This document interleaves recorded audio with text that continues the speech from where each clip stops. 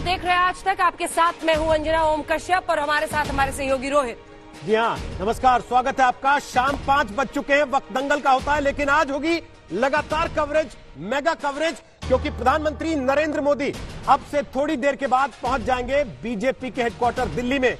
बिहार में जेडीयू और बीजेपी की जीत का जश्न मना और आज वो जश्न मनेगा देश की राजधानी दिल्ली में। बिहार की जबरदस्त जीत और इसके साथ ही तमाम राज्यों में उपचुनावों में जबरदस्त जीत के बाद सभी भारतीय जनता पार्टी के नेता और मुख्यमंत्री ये कह रहे हैं कि मोदी है तो मुमकिन है। तो क्या बिहार की जीत का श्रेय नरेंद्र मोदी, देश के प्रधानमंत्री को कोरोना के बाद जिस तरह की परिस्थितियां उभरी थी उसके बाद जनता की मुहर लगना सबसे बड़ा मुद्दा होगा?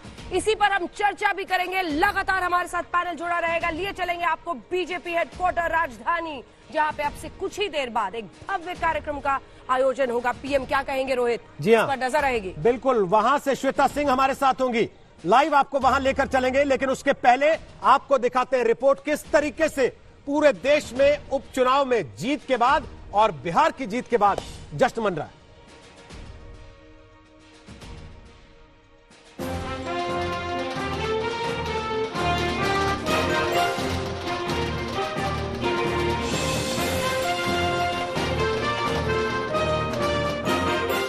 नीतीश कुमार के करिश्मे पर बिहार में एनडीए सरकार लगभग 15 साल का दौर देख चुकी है, लेकिन अब की बार वहां जो एनडीए सरकार आ रही है उसके महानायक बने हैं नरेंद्र मोदी।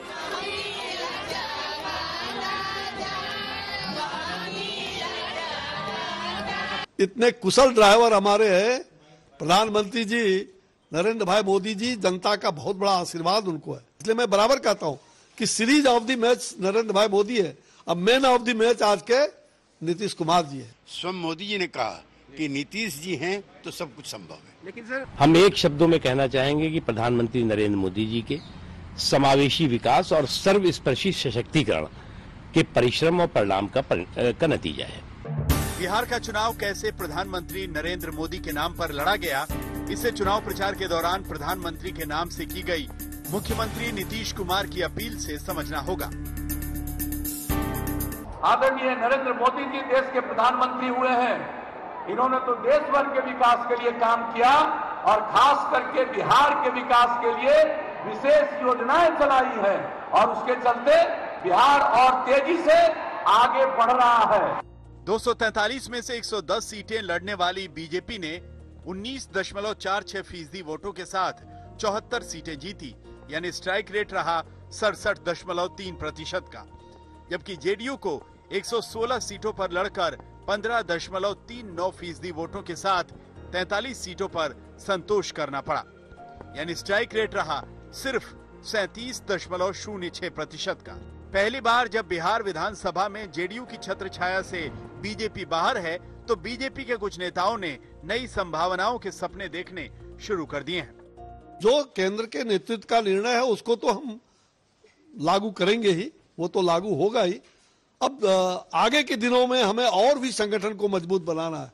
आज 75 है तो कल 150 तक हमें ले जाना है, ये भी हमें देखना है।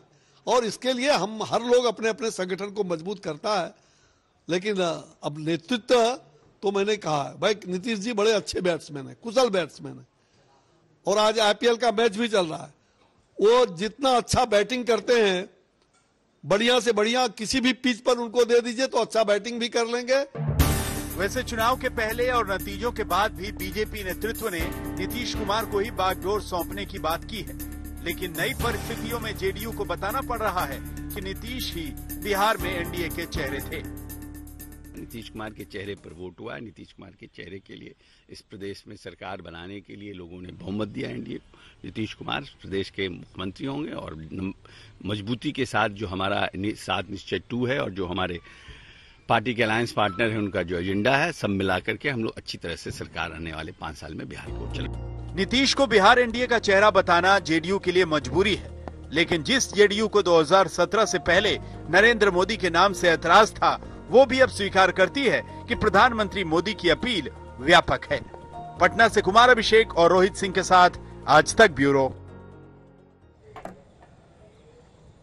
तो आपको बता रहे हैं कि मेहमानों का एक बड़ा पैनल हमारे साथ रहेगा इस कवरेज के दौरान। फिलहाल हमारे साथ आ गए संबित पात्रा, बीजेपी के नेता और प्रवक्ता। हमारे साथ आ गए अखिलेश प्रताप सिंह, कांग्रेस पार्टी के राष्ट्रीय प्रवक्ता हैं। हमारे साथ होंगे चित्तरंजन गगन और डॉक्टर सुनील सिंह। और साथ ही यहां हमारे साथ नोएडा स्टूडियो से रहेंगे आशुतोष, वरिष्ठ पत्रकार हैं, राजनीतिक विश्लेषक हैं, सत्यहिंदी.com से जुड़े और आम आदमी पार्टी से चुनाव लड़ चुके हैं। हमारे साथ प्रभु चावला होंगे, देश के जाने माने पत्रकार हैं, और संगीत रागी हमारे साथ होंगे, राजनीतिक विश्लेषक हैं। लेकिन चर्चा की शुरुआत करें उसके पहले एक आंकड़ा जो कल देर रात तक अटका रहा और उसके बाद जब साफ हुआ तो सारी तस्वीर साफ हो गई। वो आंकड़ा आपको दिखा देते हैं। प्रधानमंत्री नरेंद्र मोदी की अगुवाई में यह जीत हासिल हुई। ये बीजेपी के नेता अब कहने लगे हैं कि बिहार में जो रिजल्ट आया, जो नतीजे आए हैं, उसका श्रेय प्रधानमंत्री नरेंद्र मोदी को जाना चाहिए। तो ये देखिए, ये तस्वीर ग्राफिक्स के जरिए हम आपके सामने रख रहे हैं। कल देर रात तक जहां सुई अटकी रही, नतीजा लगभग वैसा ही रहा। एनडीए 125 और महागठबंधन को 110 सीटें हासिल हुई हैं और यही बिहार चुनाव का फाइनल नतीजा भी है, जिसके बाद यह माना जा रहा है कि दीपावली के फौरन बाद नीतीश कुमार एक बार फिर मुख्यमंत्री के तौर पर शपथ लेंगे। संबित पात्रा, नीतीश कुमार ही लेंगे ना शपथ? बिल्कुल नीतीश कुमार ही लेंगे, इसमें किसी प्रकार का संशय नहीं है। और कुछ लोग अगर हमें भड़काने का कोशिश भी करेंगे, हम भड़केंगे नहीं। ये भारतीय जनता पार्टी की क्रेडिबिलिटी है। और याद रखिए, हर मंच पे स्वयं प्रधानमंत्री जी ने कहा है कि नीतीश जी की अध्यक्षता में ये चुनाव हम लड़ रहे हैं और उनकी अध्यक्षता में ही सरकार बनेगी, अर्थात वही मुख्यमंत्री होंगे। देखिए रोहित जी, देखिए अंजना जी, आप लोग बहुत दिनों से बिहार को कवर कर रहे हैं और अंजना जी तो खुद बिहार में काबा प्रोग्राम के साथ मैदान पे उतरी थी। आज का दिन एक बहुत ही सुखद दिन है भारतीय जनता पार्टी के प्रत्येक कार्यकर्ता के लिए और हर हिंदुस्तानी के लिए। 3 कारण हैं इसके। प्रथम कारण है बिहार में प्रचंड जीत। देखिए, आज दंगल के बाद, ये जो बिहार में दंगल हुआ है उसके बाद एक मंगल राज होने वाला है। दंगल के बाद मंगल। दूसरा है, ये जो एग्जिट पोल का हल्ला बोल था उसके बाद पोल खोल हुआ है। ये एग्जिट पोल ने जितना हमें डराया था कि पता नहीं क्या होने वाला है, मुझे आज पता चला है। मैंने बहुत लोगों को फोन किया कि ये एग्जिट पोल ऐसे क्यों हुआ, तो लोगों ने कहा अच्छा ये कोरोना काल था, लगता है most of the exit poll workers ये वर्क फ्रॉम होम कर रहे थे, शायद इसीलिए इस प्रकार का एग्जिट पोल हुआ। तो एक तो बिहार का ये जो नतीजा है, दूसरा है ये बाईपोल के नतीजे है। 59 सीट्स पे बाईपोल हुए पूरे हिंदुस्तान में, 11 राज्यों में, और उसमें 40 सीटों पे हमारी जीत हुई। और तीसरा है न्यायालय में आज, सर्वोच्च न्यायालय में आज न्याय को जीत मिला है और शिकस्त मिला है अन्याय को। तो 3 कारण हैं आज पूरे हिंदुस्तान में जश्न मनाने के लिए। और हां, इसका श्रेय नरेंद्र मोदी जी को ही जाता है। और 2013 से ही लगातार जिस प्रकार भारतीय जनता पार्टी जीतती जा रही है, इसका श्रेय एकमात्र व्यक्ति नरेंद्र मोदी जी को जाता है। डॉक्टर पात्रा, मौका आपको मिला तो आप कैसे सिक्सर मारने से अपने आप को रोक सकते थे एग्जिट पोल वाली बात पर? ठीक है, बात इस पर करते हैं कि नतीजे में एक विरोधाभास है। देखिए, चेहरा था नीतीश कुमार का बतौर मुख्यमंत्री, लेकिन मुहर लगी मोदी पर। आपसे 31 सीट वो पीछे हैं, तो लोग बोलेंगे कि जाहिर तौर पर जो बड़ी पार्टी है उसको जनादेश मिला है, और अगर मोदी के नाम पर जीत हुई है तो जनता का जो गुस्सा है नीतीश कुमार से वो भी दिखा है। तो फिर जनादेश को आपको सही ढंग से समझना पड़ेगा ना, पर्सपेक्टिव में तो रखना पड़ेगा। ऐसे में नीतीश कुमार ही को आप फिर मुख्यमंत्री बना देंगे तो फिर इसको लोग सवाल पूछेंगे उस पर, इस पर क्या जवाब होगा? देखिए अंजना जी, मैंने कहा ना कि आप याद करिए, आदरणीय जेपी नड्डा जी जब बिहार गए, और कई बार गए, पटना में वो पढ़े हुए हैं और बिहार के पल्स को अच्छी तरह समझते हैं, तो उन्होंने स्पष्ट रूप से हर मंच पे कहा कि हमारे जो अध्यक्ष हैं, जिनकी अध्यक्षता में बिहार का चुनाव लड़ा जाएगा, और जो मुख्यमंत्री कैंडिडेट होंगे वो जेडीयू के नीतीश कुमार होंगे। उससे पहले जब पूर्व अध्यक्ष आदरणीय अमित शाह जी चुनावी प्रिपरेशन में पहले गए थे बिहार, उस समय भी उन्होंने कहा था कि नीतीश कुमार जी की अध्यक्षता में चुनाव लड़ा जाएगा और सीएम कैंडिडेट नीतीश कुमार ही होंगे। प्रधानमंत्री जी ने नीतीश कुमार जी को मंच पर बैठा करके हर मंच पे कहा कि हमारे जो सीएम कैंडिडेट हैं वो नीतीश कुमार है। तो जनता ने ये जानते हुए कि नीतीश कुमार सीएम कैंडिडेट है, हमें 125 सीट अर्थात गठबंधन को, एनडीए को 125 सीट दिया है। हम कहीं भी गठबंधन के जो धर्म को छोड़ नहीं रहे हैं और ना ही जनादेश हुए नीतीश कुमार की सीट घटाई और आपकी बढ़ा दी है। ये कोई कैकई को दशरथ का वचन थोड़ी ना है कि बदल नहीं सकता, इसको मानना ही मानना है। ये तो ऐसी स्थिति आ गई है जिसमें जनता ये संकेत दे रही है कि हमको मोदी से बैर नहीं, लेकिन नीतीश जी की खैर नहीं। अब उस गठबंधन में गठबंधन जीत गया। देखिए रोहित जी, आपने कहा ये कोई कैकई का दशरथ को दिया हुआ, दशरथ को कैकई का दिया हुआ वचन थोड़े ही ना है। और हम भी बीजेपी हैं, हम शिवसेना थोड़े ही ना हैं। अगर हम भी शिवसेना जैसा व्यवहार करें तो हम में और शिवसेना में फर्क क्या रह जाएगा? ठीक है, हम में और दूसरों में फर्क क्या रह जाएगा? हमारी क्रेडिबिलिटी है साहब, पूरे हिंदुस्तान में हमारी क्रेडिबिलिटी है कि प्राण जाए पर वचन न जाए। ठीक है, वचन पूरे 5 साल चलेंगे, इसी उम्मीद पर नीतीश कुमार, उनकी पार्टी और उनके समर्थक रहेंगे। बने रहिए आप सभी हमारे साथ। हमारे साथ अब संगीत रागी जी भी यहाँ पर जुड़ गए हैं, लेकिन आइए आपको सीधे लिए चलते हैं बीजेपी हेडक्वार्टर, जहां से हमारे साथ हमारे 2 सहयोगी इस वक्त जुड़ रहे हैं। श्वेता भी हमारे साथ जुड़ गई है और अशोक भी हमारे साथ जुड़ गए हैं। तस्वीर एक बार जल्दी से श्वेता अगर वहां की दिखाएं। लोगों का जुटना शुरू हो गया है और बड़ा ही भव्य आयोजन कोरोना काल के बाद बड़ी विजय के रूप में इसे दिखाया जाए। जी, जुटना शुरू हो गया है और यहाँ पर चहल पहल देखकर ही आप अंदाजा लगा सकती हैं। दरअसल कल का पूरा दिन इस तरीके से बीता था कि सबको मालूम था कि आंकड़े बढ़ रहे हैं लेकिन घट भी रहे हैं साथ साथ, और इसीलिए आज के दिन जब तक सवेरा नहीं हुआ, कल देर रात तक हालांकि इस बात की पुष्टि हो गई थी, लेकिन उसके बावजूद आज सुबह जब ये स्पष्ट हुआ कि पूर्ण बहुमत है एनडीए के पास, उसके बाद से ये तैयारियां और चरम पर।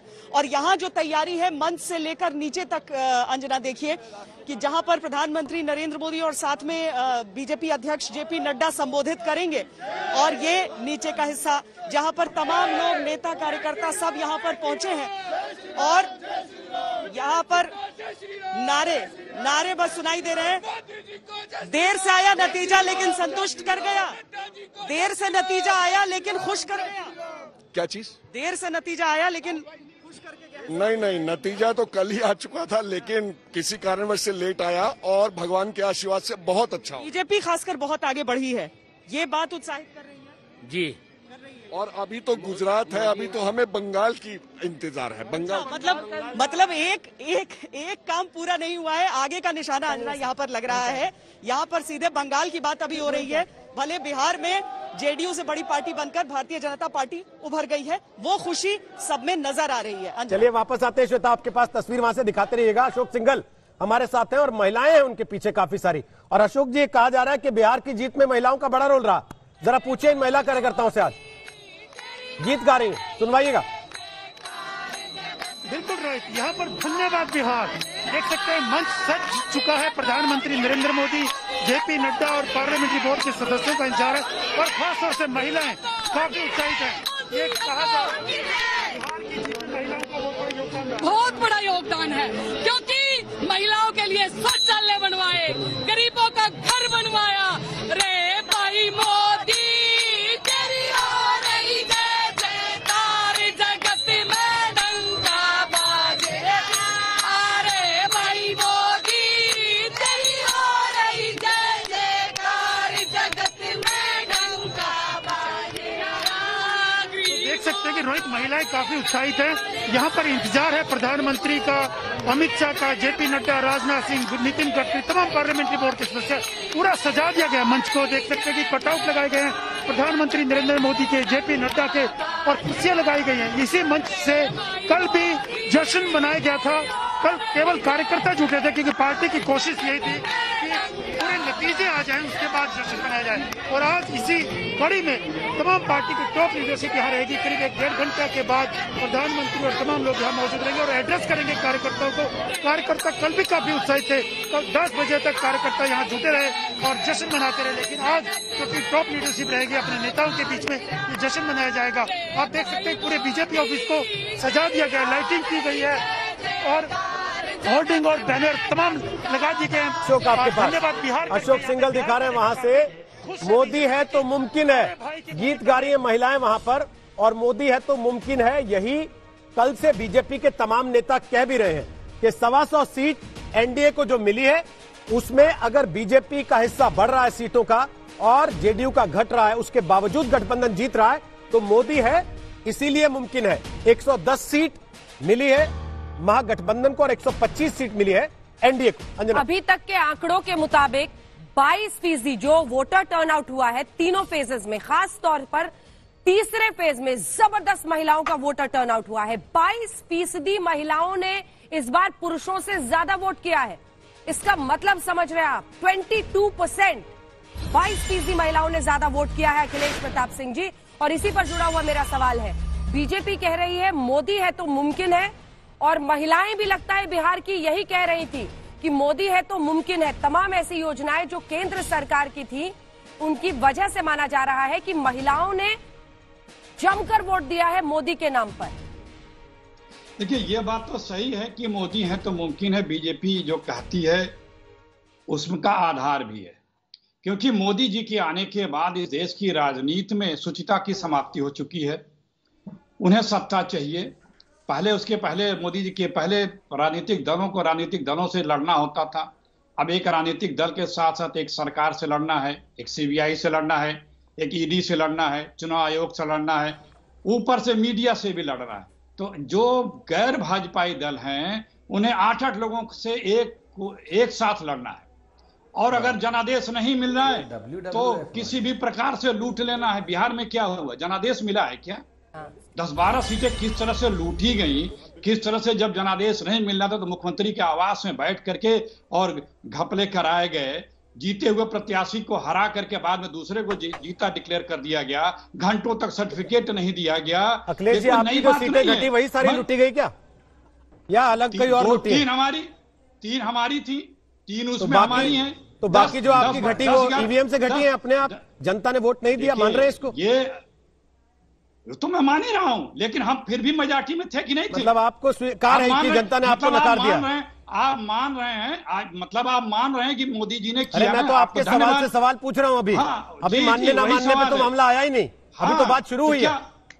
वही तो बताइए ना, क्या उत्तर प्रदेश में भी लूटी गई क्या? उन्होंने नहीं लूटी है। उत्तर प्रदेश में भी लूटी गई क्या? उत्तर प्रदेश में जो उपचुनाव था वहां भी लूटी गई क्या? फिर मैं बोलूंगा। अब आप बोल लिया ना, मैं बोलता हूँ। मध्य प्रदेश में क्या किया था? मध्य प्रदेश में भी लूटी गई? अच्छा, मध्य प्रदेश में, अच्छा, मध्य प्रदेश में भी लूटी गई।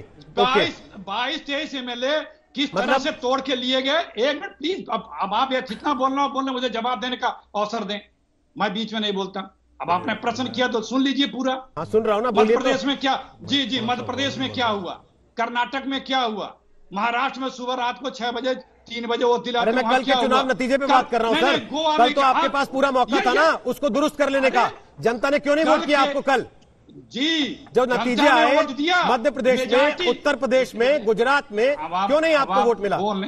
जी, जीतने भर का वोट मिला, जीतने भर की सीटें मिली, लेकिन नहीं।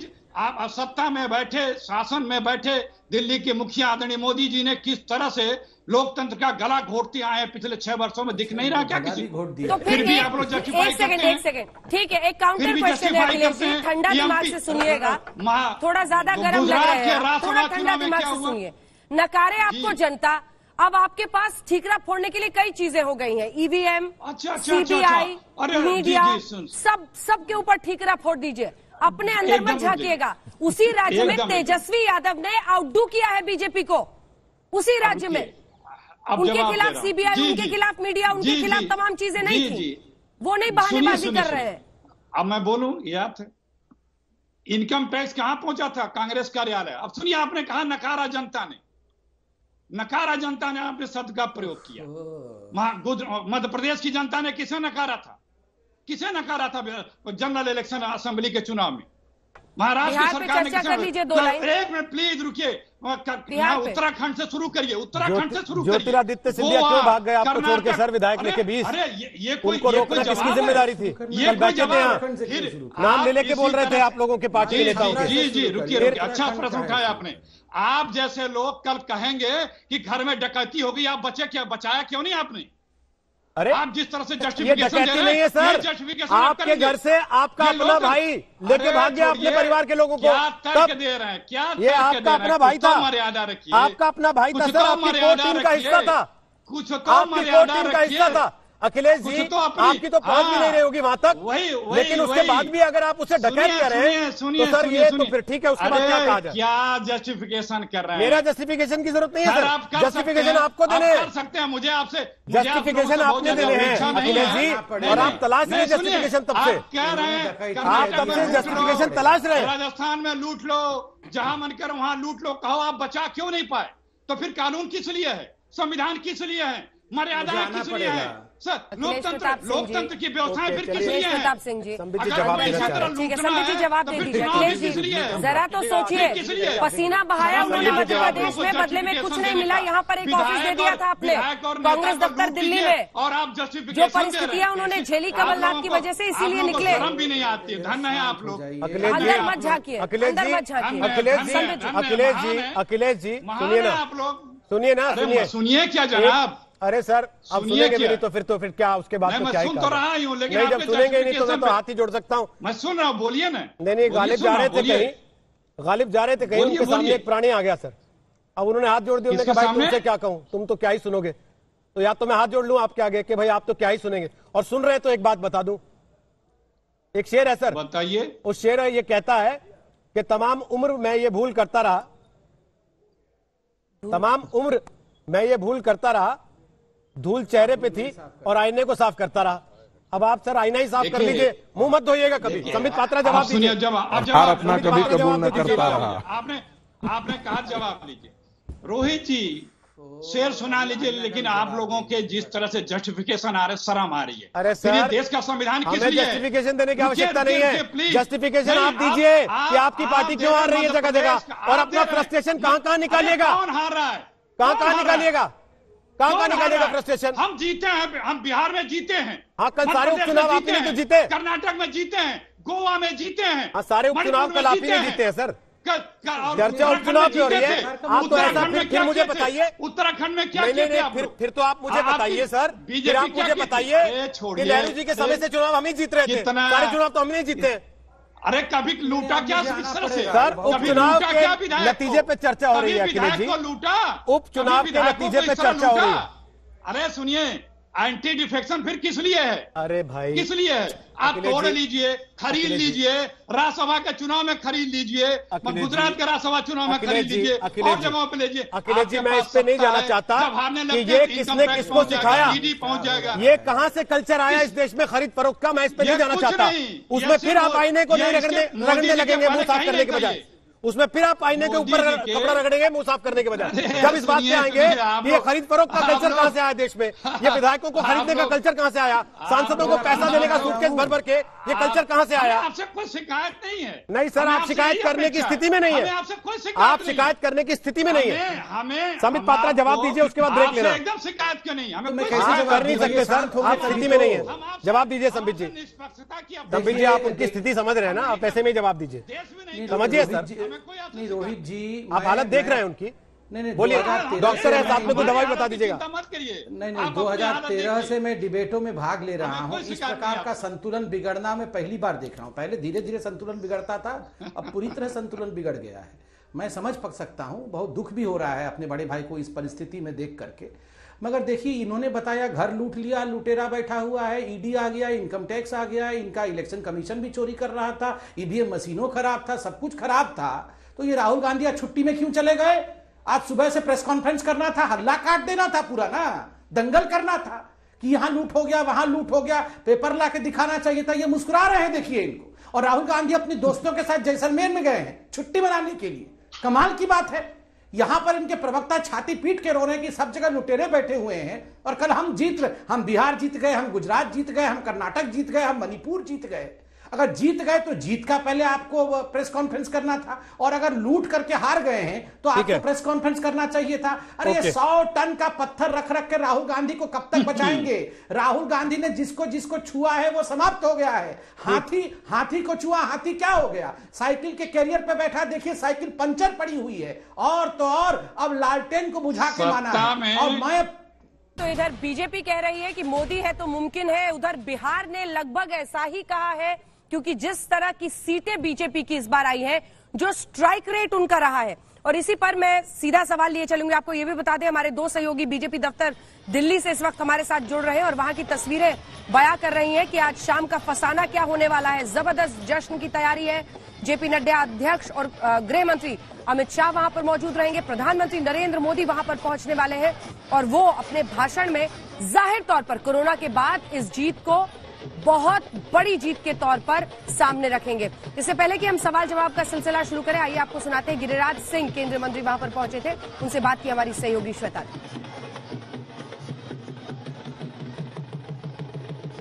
बिहार में जिस तरह की जीत मिली है, अब भारतीय जनता पार्टी वहां पर जिस तरह से बीजेपी का ग्रोथ हुआ है, जेडीयू से काफी आगे, किस कारण हुआ है?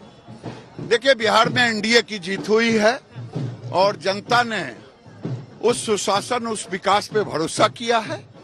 जुमला पढ़ने वाले लोग थे जो कह रहे थे थक गए हैं नीतीश, जनता ने उन्हें थका दिया। कौन सा भरम जाल फैलाने की कोशिश किए, उनको जनता ने सिखा दिया। क्या मोदी नाम पर ज्यादा लोगों का विश्वास रहा है जिस कारण बीजेपी ज्यादा बड़ी नजर? देखिए, मेरा आपसे निवेदन होगा कि चैनल को केवल हम बिहार की जीत तो हासिल किए हैं, लेकिन तेलंगाना की बात हम नहीं करते, कर्नाटक की नहीं करते, मणिपुर की नहीं करते, उत्तर प्रदेश का नहीं करते। गुजरात में कांग्रेस की 8 सीटें छीन ली और मध्य प्रदेश की चर्चा नहीं करते। देश में जो मोदी ने गरीबों के लिए काम किया, गरीबों ने आशीर्वाद दिया। नीतीश मुख्यमंत्री, हाँ। गिरिराज सिंह जो स्पष्ट कर रहे हैं एक बार फिर कि मुख्यमंत्री होंगे तो नीतीश कुमार ही होंगे, लेकिन भारतीय जनता पार्टी की जीत से उत्साहित भी। कैमरा पर्सन नीतीश कुमार के साथ श्वेता सिंह, दिल्ली आज तक। चित्ररंजन गगन जी, सवाल आपसे ये है कि आप लोग की सीटें तो आई, आप सबसे बड़ी पार्टी के तौर पर उभरे हैं, लेकिन क्या अफसोस इस बात का हो रहा है कि कांग्रेस को इतनी सीटें दे दी, उनकी परफॉर्मेंस अच्छी नहीं रही, वरना आज महागठबंधन सरकार बनाने की स्थिति में पहुंच सकती थी? देखिए वीना जी, चुनाव हुआ, रिजल्ट आ गया। यह बात सही है कि 11 सीट जो जीते हुए हम थे उसको प्रशासनिक दबाव देकर उसको हरवा दिया गया। लेकिन एक बात स्पष्ट है, आप भी जो बोल रहे थे, महसूस कर रही हैं, बिहार में आप थी कि इस हार में भी तेजस्वी यादव की जीत है, राष्ट्रीय जनता दल की जीत है, और नीतीश कुमार के जीत में भी हार है। बिहार की जनता उन्हें नकार चुकी है और चूंकि अब भाजपा के साथ मजबूरी है, भाजपा उनके चरित्र से परिचित है। तो चित्ररंजन जी, फिर गठबंधन क्यों जीता? मोदी जी की वजह से जीता, ये कह रहे हैं आप? निश्चित रूप से गठबंधन जो जीता हुआ तो मोदी फैक्टर से जीता।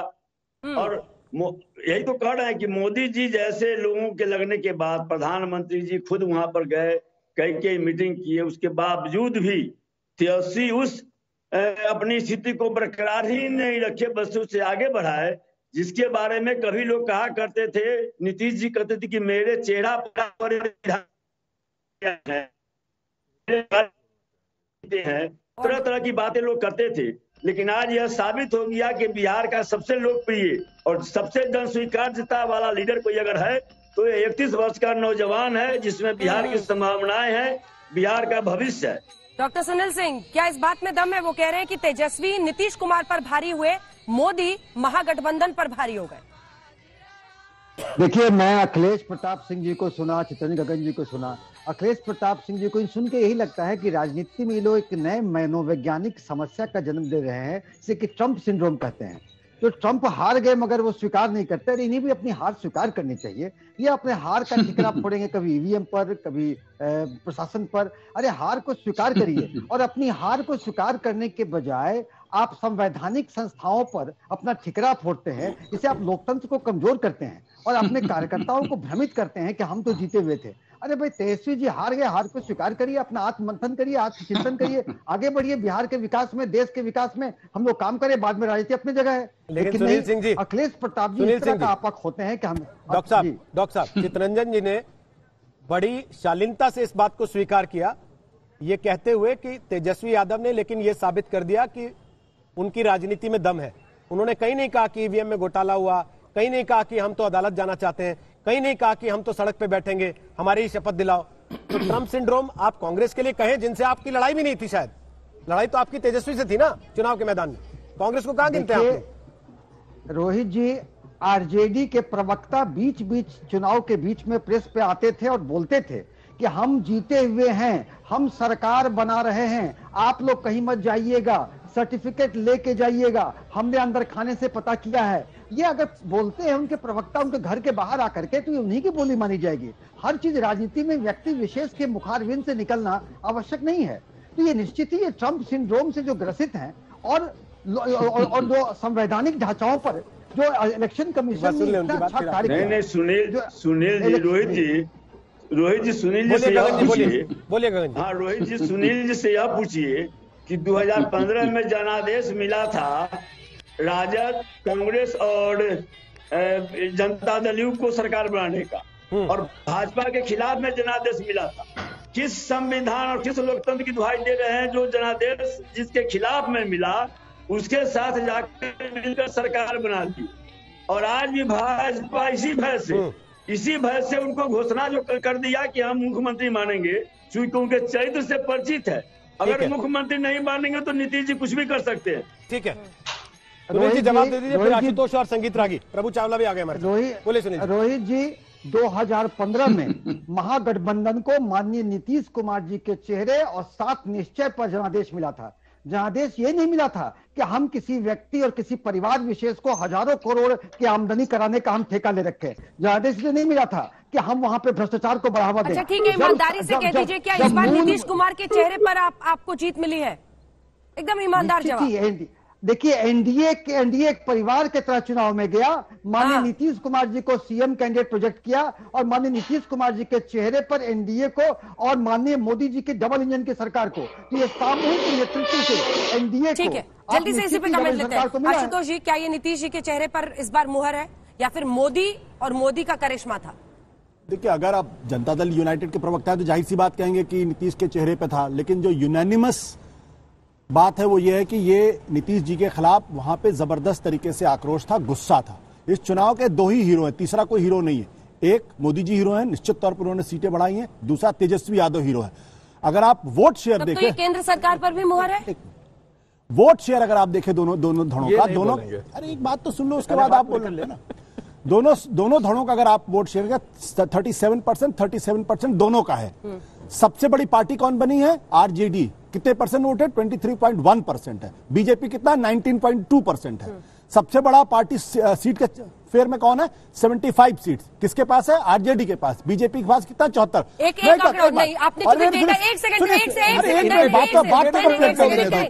मिसलीडिंग डेटा है, आपको बताती हूँ। मिसलीडिंग डेटा है आशुतोष जी, और वो यूं इसलिए क्योंकि आपको स्ट्राइक रेट देखना होगा, कौन कितनी सीटों पर लड़ रहा था। स्ट्राइक रेट बताइए। ये उसको छुपा लेंगे ना स्ट्राइक रेट। भाई आप या तो आप बोल लीजिए, चलिए आप। नहीं बोल, आप बोलिए। नहीं, अब आप बोल लीजिए। तो अगर आप 23% वोट लेकर किसी कोई पार्टी आती है, उसको आप डिनाई करेंगे, उसको आप रिजेक्ट करेंगे, उसको आप रबिश करेंगे, तो ये ठीक बात नहीं है। जनता दल यूनाइटेड के कितने परसेंट वोट है? 15% वोट। पिछले बार कितना था? 16.4%। उनका वोट शेयर घटा है। सीटें पिछली बार कितनी थी? 71। कितनी सीटें इस बार है? 43। कहा जनता दल यूनाइटेड नीतीश कुमार के नाम पे वोट पड़ा है? अगर एनडीए ये कहता है नीतीश के नाम पे वोट पड़ा तो मिसलीड करता है। 2015 में जब लालू यादव, प्रभु चावला जी नीतीश कुमार को साथ में लेके गए थे, क्या उन्हें पता नहीं था कि सीटें हमारी ज्यादा आएंगी, लेकिन चेहरा हमको इनका दिखाना पड़ेगा क्योंकि हमारे चेहरे पर कोई वोट नहीं देगा? क्या यही स्थिति इस बार भी एनडीए के साथ नहीं थी कि सीटें बीजेपी की ज्यादा आएंगी? ये सब पहले से मान के चल रहे थे, लेकिन चेहरा नीतीश कुमार की सीटें घटने की संभावना है, ये सब कह रहे थे। उसके बाद भी चेहरा उनके पास भी नहीं था, इसलिए उन्हें नीतीश कुमार को ही आगे लेके जाना पड़ा। नहीं, आप तो उल्टा कर रहे हैं। मैं ये वोट चक्कर एनडीए को जो मिला है वो मोदी के नाम पर मिला है, क्योंकि नीतीश कुमार की पर्सनल पॉपुलैरिटी अगर आप देखेंगे बहुत कम आ गई है। In terms of popular poll, opinion poll, exit poll, Nitish Kumar कहीं भी है नहीं, ना 3 में 13 में है। हम नीतीश जी को ज्यादा इंपॉर्टेंस दे रहे हैं यहाँ पर। ये अगर वोट मिला एनडीए को तो मैं जरूर कहूंगा कि नीतीश जी को बचाने वाले मोदी जी हैं। नीतीश जी की नैया डूब जाती है वहां पर गंगा में जाकर के, अगर मोदी जी नहीं होते वहां पर। मोदी जी ने थर्ड चरण में देखा, आपने कल दिखाया कितना स्ट्राइक रेट है। ये स्ट्राइक रेट की बार बार जो बात उठा रहे हैं आप, स्ट्राइक रेट तो स्टैटिस्टिक्स है, मैंने पढ़ाई है। स्टैटिस्टिक्स कभी भी किस तरीके से यूज रखते हैं। जब कोई जीतता है तो मेरे, हार जाता है तो कहते हैं मेरे पॉपुलर वोट बढ़ गए, जब जीत जाता है तो मेरे पॉपुलर वोट कम है। अब 20% वोट मिले हैं बीजेपी को, उनको 73 सीटें मिली हैं। और वहां दूसरी तरफ देख लीजिए तेजस्वी यादव को 23% वोट मिले हैं, उसके सीटें कितनी हैं, और नीतीश कुमार की तो और भी कम है। और इस आंकड़े देखने के चौंकाने वाले आंकड़े ये हैं कि अन्य दलों को इन दोनों पार्टियों से ज्यादा वोट मिले हैं। 25%। किसी इतिहास में नहीं हुआ कि अन्य पार्टियों को 25% वोट, जीतने वाली पार्टी से भी ज्यादा वोट मिले हो। ये पहली बार हुआ है। तो इस तरह वोट डिस्ट्रीब्यूशन का कुछ समझ में हमारे को आता नहीं है। परंतु इस चुनाव के हीरो सिर्फ जो अगर दिखाया था, अगर एनडीए जीता है तो सिर्फ मोदी के नाम पर और उनके काम पे जो आप कह रही हैं कि सेंट्रल गवर्नमेंट की एंडोर्समेंट है, जो महिलाओं ने जो वोट दिया है, और महिलाएं इतनी 55% संख्या में निकल कर नहीं आती तो पासा पलट सकता था। बिल्कुल बिल्कुल, और यही इसीलिए मैं आपको स्ट्राइक रेट कह रही थी, क्योंकि नंबर ऑफ सीट्स कंटेस्टेड भी तो तय करेगा ना सर। ध्यान से सुना, मैंने कहा कि चुनाव के 2 हीरो है, मैंने शुरुआत यही से की। मैंने कहा नरेंद्र मोदी और तेजस्वी यादव, और दोनों का जो अचीवमेंट हो मैंने बता दिया। अब जो लोग ये कह रहे हैं नीतीश कुमार हीरो हैं, वो झूठ बोल रहे हैं। संगीत रागी आप बोल लीजिए, फिर संबित पात्रा जवाब। देखिए अगर पिछली बार बीजेपी ज्यादा सीटें लड़ी थी इसलिए वोट ज्यादा थे, इस बार सीटें ज्यादा है, वोट कम है, पर ये तो एक वोटिंग का पैटर्न है, क्योंकि मिलकर के लड़ते हैं। जब विनेबल सीट्स होती तो ज्यादा सीट लड़ती बीजेपी, तो इसलिए इसमें कोई बात नहीं है कि 20% वोटों पर आप राजनीति में कोई दया तो करता नहीं है। नहीं, जेडीयू के साथ तो करता नहीं, जेडीयू में डिस्ट्रीब्यूशन इक्वली किया था, उन्होंने वीआईपी को फिर दे दी थी आगे 10 सीटें, इसीलिए 11 सीटें। बट एक बात आप मानेंगे, राजनीति कोई दया का काम तो है नहीं, परोपकार का तो काम है नहीं ना। अगर आप 243, लेकिन कई बार समझौतों का काम है, लेकिन कई बार समझौतों का काम है, उनके पास भी चेहरा नीतीश ही थे।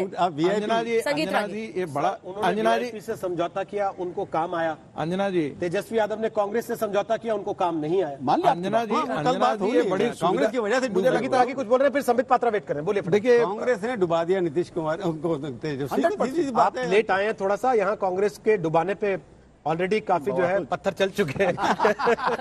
बोलिए, आप बोल लीजिए, फिर संबित पात्रा और अखिलेश जी के पास चलेंगे। देखिए मैं इस बात से बिल्कुल सहमत हूं, अंजना जी ने इस पूरे चुनाव का उपसंहार व्यक्त कर दिया है। यदि ये जीत हुई है किसी के कारण, तो नरेंद्र मोदी की ही जीत है। ये तय है कि जीत में कई कारक होते हैं और भी सारे फैक्टर्स होते हैं, लेकिन यदि आज यदि नीतीश जी यदि कल जाकर के राजनीति से संन्यास भी लेते हैं, उन्होंने जैसा कि कहा कि ये मेरी अंतिम बारी है, तो वो सम्मानजनक अंतिम स्थिति में यदि पहुंचाने का कोई श्रेय किसी को जाता है तो वो प्रधानमंत्री नरेंद्र मोदी को जाता है। यदि प्रधानमंत्री नरेंद्र इस भूमिका में नहीं होते तो आज नीतीश जी की हालत बहुत खराब हुई। एक दूसरी बात, कांग्रेस पार्टी के प्रवक्ता जो कह रहे थे, उसको हम बिहार में कहते हैं गलथेतरी करना। आपका वोट परसेंटेज साहब है नहीं बिहार में, आपके 100 को ढोने के लिए 4 लोग आपके साथ नहीं खड़े हैं, और फिर भी आप दोषारोपण किस पर करते हैं? तो चुनाव की प्रक्रिया पर आप करते हैं। अखिलेश प्रताप जी 27% है आपकी स्ट्राइक रेट, 27%, 19 सीटें, 70 आप लड़े थे, 70 सीटें। सर थोड़ा हम लोगों को बोलने दीजिए, इतना गुस्सा ठीक नहीं होता है। 19 सीटें आप जीते 70 में से। वहीं बीजेपी के आप स्ट्राइक रेट को देखिए, बीजेपी के स्ट्राइक रेट को देखिए, 74 सीटें 110 में से 67.2% उनकी स्ट्राइक रेट है। आप इजाजत दें तो मैं बोलूं? अंजना संबित जी बोल रहे अपनी बात, उसके बाद मैं फौरन आऊंगा। संबित जी पूछा तो मैं बोल दूं। आप बोल ही लीजिएगा सर, अब तो बोलना ही बचा हुआ है, अब तो रुक जाइए, थोड़ा ध्यान बिल्कुल। सुनिए, अरे अंजना जी चलिए इनको बुलवा ही लीजिए, नहीं तो कम कुछ तो शांति रहे। बोलिए थोड़ा शांति से तो रहे। अंजना जी बीमार पड़ जाए। अंजना जी का जब परसों तक एग्जिट पोल आ रहे थे और आप ही लोग बता रहे थे कि गठबंधन जा रहा है, तो जीत गए तो मोदी, तब कोई नहीं कह रहा था कि मोदी जी के कारण हार हो रही है। ये तो ट्रेंड प्रक्रिया है, जीत गए तो मोदी, हार गए तो बेदी। दिल्ली में जैसे शुरू हुआ था, और उसी तरह यहाँ पे भी है। तो अब मोदी, लेकिन एक चीज जान लीजिए, मोदी जी जब से हैं तब से इन प्रकार सरकार तो बना सकते, राहुल गांधी का भी नाम लेकिन देश नहीं बना सकते। सुनिए, अभी तो मैंने हमने तो राहुल गांधी के बारे में पूछा ही नहीं। वो तो संबित पात्रा ने कहा कि वो जैसलमेर गए हैं, वरना हमने भी नहीं बोला था। आपके साथ बीमारी यही है सर, जनता नकारे, ठीकरा फोड़ना है ईसीआई पर, ठीकरा फोड़ना है सीबीआई पर, ठीकरा फोड़ना है मीडिया पर। संबित पात्रा जी कंक्लूडिंग रिमार्क, 30 सेकंड का वक्त है। संबित पात्रा को ये जरा शांत होंगे तभी मैं बता पाऊंगा। मैं तो शांति से सुन रहा था, ये क्या करते रहते हैं? संबित जी आप कुछ दिन इसी के लिए तैयार रहिए, अब कुछ दिन ऐसे चलेगा, आपको ऐसे नहीं बोलना है। बोलिए। अब देखिए, मैं बोल रहा था कि वोट शेयर और स्ट्राइक रेट की बात हो रही थी। मैं यहां याद दिलाना चाहूंगा, 2015 में भारतीय जनता पार्टी को कम सीट मिली थी, मगर हमारा वोट शेयर हाईएस्ट था, इसलिए स्ट्राइक रेट महत्वपूर्ण है। दूसरी बात है, यहां पर कई लोगों ने कहा और आरजेडी के प्रवक्ता ने शालीनता के साथ कहा कि तेजस्वी यादव का परफॉर्मेंस बहुत ही अच्छा है। मैं यहां पर कांग्रेस के प्रवक्ता बैठे हैं और यहां पर आरजेडी के प्रवक्ता बैठे हैं, दोनों से पूछना चाहता हूं, 2024 में नरेंद्र मोदी जी के सामने पीएम फेस कौन होगा?